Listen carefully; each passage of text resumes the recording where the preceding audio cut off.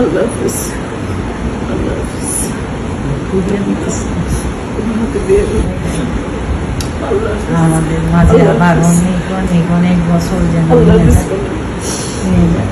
আল্লাহ হাফিজ, আল্লাহ হাফিজ।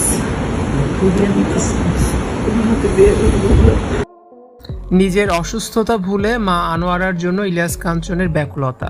দোয়া পড়ে আনোয়ারাকে ফু দিয়ে দিলেন ইলিয়াস কাঞ্চন।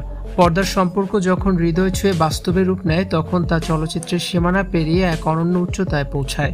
ঢাকায় চলচ্চিত্রের প্রখ্যাত অভিনেত্রী আনোয়ারা এবং বরেণ্য অভিনেতা ইলিয়াস কাঞ্চনের পারস্পরিক স্নেহ বন্ধন যেন সেই চিরন্তন সত্যের প্রতীক। গুরুতর শারীরিক অসুস্থতার সঙ্গে লড়াই করা ইলিয়াস কাঞ্চন যুক্তরাজ্যে তার চিকিৎসার পরবর্তী ধাপের উদ্দেশ্যে রওনা হওয়ার আগে নিজের কঠিন সময়ের কথা ভুলে খেয়াল রেখেছেন তার পর্দার মা আনোয়ারার। পরম স্নেহে দোয়া পড়ে আনোয়ারার কপালে ফু দেওয়ার দৃশ্য এখন রূপালী পর্দার ভক্তদের হৃদয়ে ছুঁয়ে গেছে। সামাজিক যোগাযোগ মাধ্যমে উঠে আসা এক আবেগঘন মুহূর্তে দেখা যায় ইলিয়াস কাঞ্চনকে জড়িয়ে ধরে চোখের জল ফেলছেন প্রবীণ অভিনেত্রী আনোয়ারা। ছেলের কঠিন শারীরিক অবস্থার মুখে দাঁড়িয়ে বাকরুদ্ধ এই প্রবীণ অভিনেত্রী কেবল পরম করুণাময়ের কাছে তার সুস্থতার আকুতি জানিয়েছেন।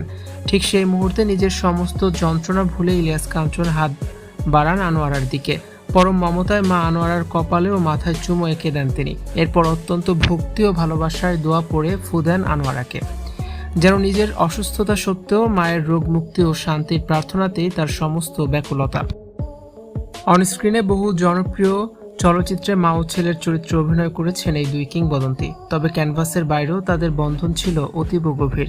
আনোয়ারার কোনো ছেলে সন্তান না থাকায় কাঞ্চন সবসময় তাকে গর্ভধারিণী মায়ের মতো সম্মান ও ভালোবাসা দিয়ে এসেছেন। বাস্তব জীবনেও এই অকৃত্রিম সম্পর্ক তাদেরকে রূপালী পর্দার মা ছেলের সবচেয়ে নিখাদ উদাহরণে পরিণত করেছে।